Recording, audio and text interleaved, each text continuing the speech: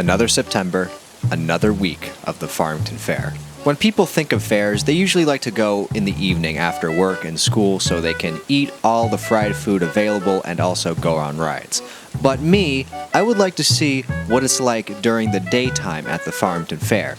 Now, usually you don't go to the fair during the day unless you're over the age of 50. And I want to see some of the things that people might overlook. So, join me today as we look over what it's like at daytime at the Farmington Fair. You've got Maine Country Music Hall of Fame legends Ken and Jane Brooks. If you remember, actually, they were also part of my video where I visited Mechanic Falls and visited the Maine Music Hall of Fame. If you're in the mood to gamble and feel like you're in Las Vegas, head out to the outlet where the Elks Lodge has the Panning for Gold game. Here we go, right there. Oh! White. Then there's the historical part of the Farmington Fair, where they have different types of pieces of history that you could visit. So what are you making, sir?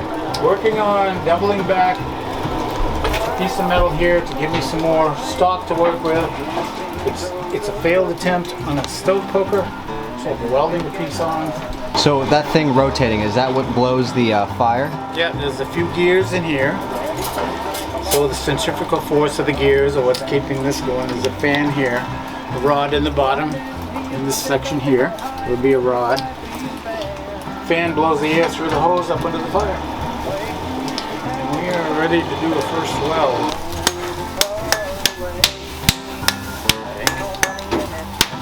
Most of that's coming from water on the anvil. So that's a start. Clean up and continue welding. Once you put hot metal on the board, on the anvil, it creates a steam pocket. That's what you're hearing.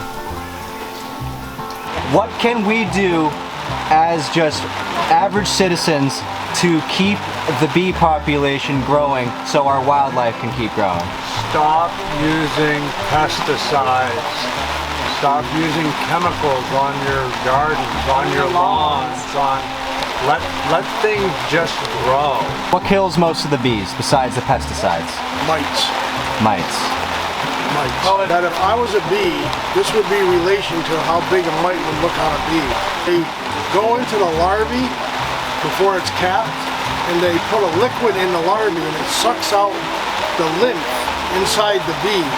And when it does that, it regurgitates like 28 different viruses in it.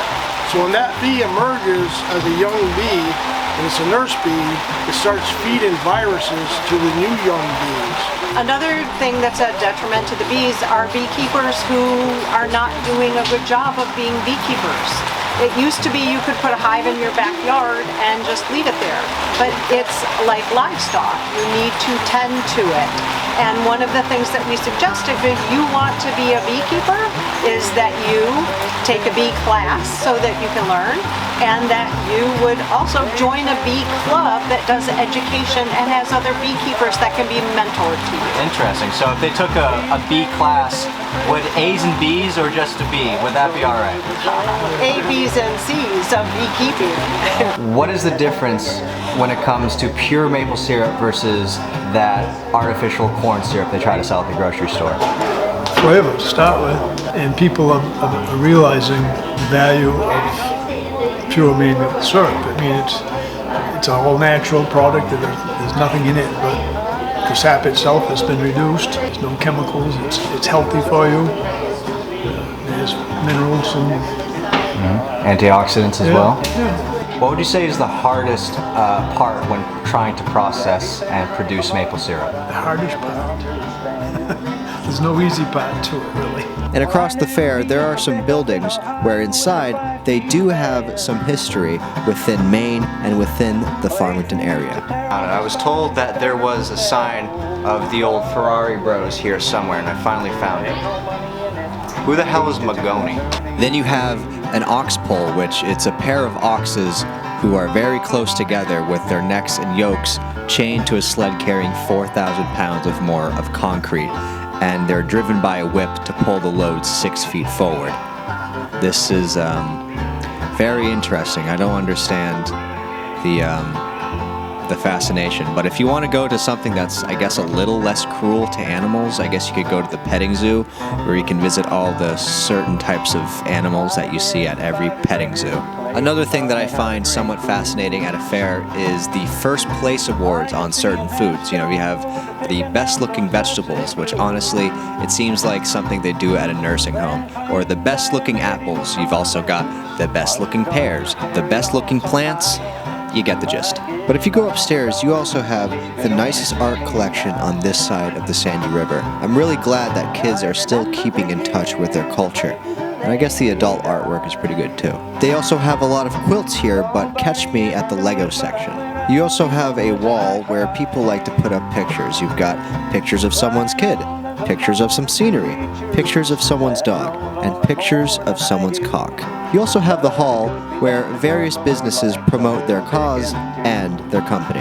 Today I'm joined with Lydia at Candy Hollow. You guys are a candy store located in Oakland. How good does it feel to be here at the Farmington Fair? It feels really good. It's nice to get out. It's nice to network with people. A lot of people don't know who we are. We've been open for 6 years, so it is fun to get out and meet people. It seems like you really stand out in this hall because there's a lot of stuff that's like religious. You have like the Republican and the Democrat table. You got like bank stuff, like stuff that like, you know, raffles and whatnot. But here is like straight up candy, and it seems like a lot of stuff are homemade here. How does that feel? It feels good. There's quite a collection in this hall. I'm not going to cause any fights. Everyone's going to be happy, so it feels good. Definitely. And it must feel very good because with all the politics and the religion, and especially your point of view as being the funeral home over there where you get to anticipate death if you have too much candy. This is true. We work well together in moderation. Death and candy go very well, especially with Americans. So far here at the fair, what's been the best-selling fudge here? I would say probably Panucci and jelly donuts and Fruity Pebbles. Aside from like peanut butter and chocolate, those are just no-brainers. People love those. While everyone goes to the fair for the food, the rides, and to try to win prizes, I'm there for the deep psychological religious talks. Do you think God would be pleased with county fairs?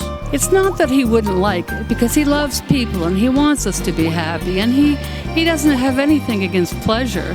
He tells us he's going to give us pleasures forevermore when we live with him forever in heaven.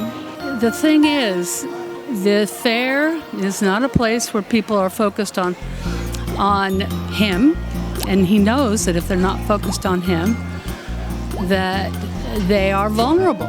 Once we ask Jesus into our heart that we are sorry for the things that we've done, God will seal us with his Holy Spirit, and then we have his help from that moment on until we go to heaven to be with him someday.